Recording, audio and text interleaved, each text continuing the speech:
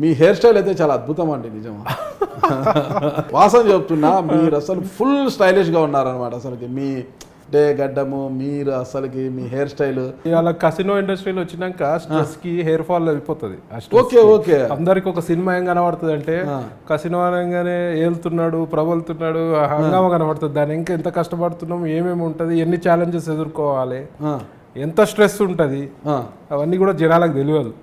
ఏ మనిషి అయినా సరే కష్టపడ్డాక, ఒక మనిషి కష్టపడి ఒక పైకి వస్తే దాని ఇంకా ఆయన ఎంతో స్ట్రెస్ ఉంటుంది. ఖచ్చితంగా ఎవరైనా కష్టపడితేనే పైకి వస్తారు, కష్టపడకపోతే. ఇవాళ హిమాలయాలు చూస్తామండి, మనకు హిమాలయ హైట్సే కనబడతాయి మనకి అంతే. కానీ కింది నుంచి ఎక్కడి నుంచి బేస్ వచ్చింది, పునాది ఏంది, దాని ఎంత స్ట్రాంగ్గా ఉంటే కానీ ఇవాళ అంత స్ట్రాంగ్స్కి వీటికి తట్టుకోగలుగుతుంది అంటే కింద నుంచి ఎంత స్ట్రాంగ్ ఉన్నది అనేది ఇంపార్టెంట్. అట్లనే ప్రతి మనిషి, నా విషయం కాకపోతే ప్రతి మనిషి విజయం వెంకాల కంపల్సరీ ఒక కష్టపడిన తరం కానీ కింద స్ట్రాంగ్ బేస్మెంట్ కానీ ఉంటుంది, దాని తగ్గట్టు స్ట్రెస్ ఉంటుంది.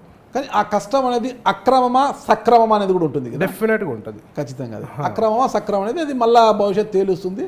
ఇప్పుడు ఎప్పుడైతే మీకు ఈడీ దాడులు స్టార్ట్ అయ్యాయి అప్పుడు మీరు చేస్తుందంత అక్రమము, హవాలా, మనీ లాండరింగ్, అవి రకరకాల అనేవి ఇప్పుడు బయటకు వస్తున్నాయి. అది ఇప్పుడు అది తేలుతుంది అనమాట. మీరు ఎదిగిన క్రమము అక్రమం సక్రమం అనేది ఈడీ కేసులు, కోర్టు విచారణల తర్వాత అయితే మీ హెయిర్ స్టైల్ అయితే సూపర్ అండి. ఇంకోటి, నేను సీరియల్స్, సినిమాలు కూడా చూస్తుంటాను. నేను ఆ సినిమాలో రవలి అని ఒక హీరోయిన్ ఉండేది, వాళ్ళ అక్క హరిత గారు. హరిత ఆమె సీరియల్స్లో ఎక్కువ ఉంటారు. వాళ్ళ హస్బెండ్ జాకీ ఉంటారు కదా, జాక్. ఆయన మీ బ్రదర్ ఏమన్నా? బ్రదర్ ఏం కాదు, మంచి ఫ్రెండా? ఎందుకంటే మీరిద్దరు పోలికలు చాలా దగ్గర ఉంటాయన్నమాట. వాళ్ళంతా ఫ్యామిలీ ఫ్రెండ్స్. ఓకే, చాలా దగ్గరగా ఉంటారు. వాళ్ళ బ్రదర్ విజయ్ ఉన్నాడు కదా, రవలి గారి బ్రదర్ విజయ్, వాళ్ళు కూడా మంచి ఫ్యామిలీ ఫ్రెండ్. మేము ఒక హారర్ మూవీలో నేను విలన్ క్యారెక్టర్గా చేసినారు, కానీ కరోనా వల్ల తెలియదు, అసలు ఎవరికి చెప్పలేదు. హీరో పర్సనాలిటీ తీసి విలన్ చేశారా? విలనే మంచిదండి, వాళ్ళు విలనే మంచి వాళ్ళు ఉంటారు. ఇప్పుడు అందరు మిమ్మల్ని రాబిన్హుడ్ ఉన్నాడు విలన్, కానీ ఏం చేస్తున్నాడు, పెద్దలను కొట్టి చిన్నోళ్ళని పెడుతున్నాడు. మనం కూడా అదే క్యారెక్టర్. సోను సూద్ కూడా మంచి పర్సనాలిటీ, మంచి పర్సనాలిటీ. కానీ విలన్ గా, నిజ జీవితంలో హీరో ఆయన, సినిమాల్లో పాపం విలన్ గా చూపిస్తారు అంతే. నిజ జీవితంలో హీరోలు ఎంతమంది, సారీ ఫిలింలో ఉన్న హీరోస్ ఎంతమంది నిజ జీవితంలో హీరోగా ఉన్నారు మీరు చెప్పండి.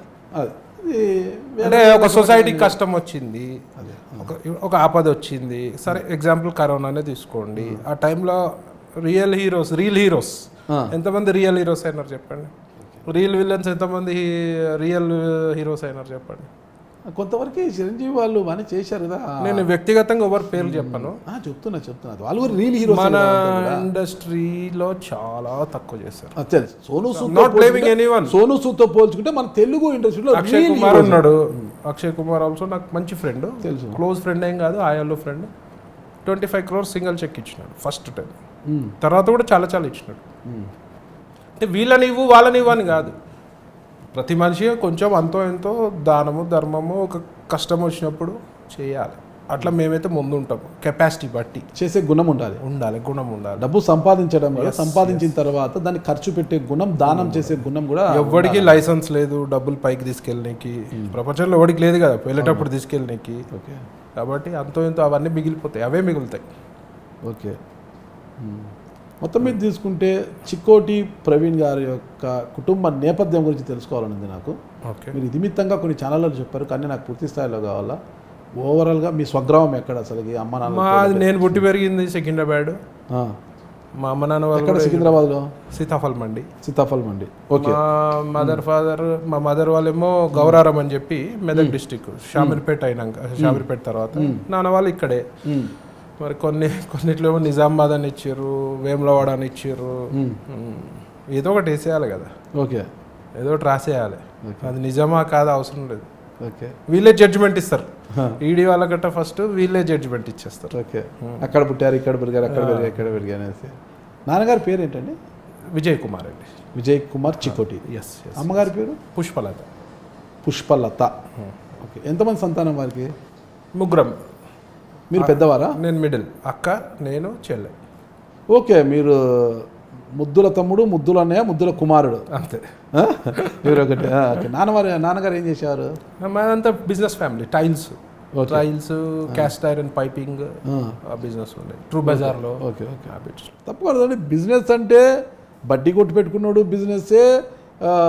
టాటా బిర్లా వాళ్ళు, అనిల్ అంబానీ వాళ్ళు కూడా బిజినెస్సే. బిజినెస్ అంటే ఏం బిజినెస్, ఎంత స్థాయిలో ఉండేది మీ బిజినెస్ అప్పుడు?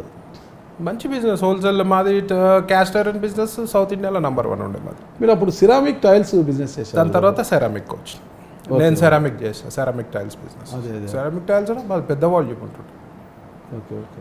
సైబరాబాద్ సమీపంలో ట్రూ బజార్ హ్యాబిట్స్లో ఓకే షోరూమ్స్ ఉన్నాయి. ఇప్పుడు కూడా మాకు కాంప్లెక్స్ అవి ఉన్నాయి అక్కడ. ఓకే. సిరామిక్ టైల్స్ చేసేవారు. అంటే మీ ఎడ్యుకేషన్ ఎక్కడ జరిగింది? అంతా Hyderabad. Sainik school, intermediate Saint Thomas, degree Pragathi Mahavidyalaya. Degree తర్వాత డిగ్రీ ఏ గ్రూపు? బీకామ్ చేశారు. బీకామ్లో మీది ఉన్నదిగా ఫిజిక్స్. సూపర్. అది మీరైతే చదవలేదు కదా? నేను బీకామ్లో ఫిజిక్స్ ఇవన్నీ చదవలేదండి. ఓకే. ఏం చదివారు మళ్ళా? బీకామే చేసినాము. బీకామ్ అయితే చదివారు. పూర్తి చేశారా? డిస్కంటిన్యూ చేసిన తర్వాత. ఎందుకు డిస్కంటిన్యూ చేశారు? ఎక్కువ బిజినెస్ మీద కాన్సన్ట్రేషన్ ఉండే. తర్వాత డిప్లొమా ఇన్ చదువుకునే సమయంలోనే మీరు చదువుకుంటే బిజినెస్ మీద ఇంటర్మీడియట్ నుంచే నేను బిజినెస్లో ఉండే.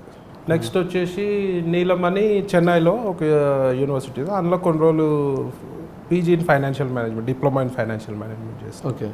నేను వైఫ్ ఇద్దరం కలిసి చేసినాం పెళ్ళయ్యాక. మీరు వైఫా? ఇద్దరం చేస్తాం.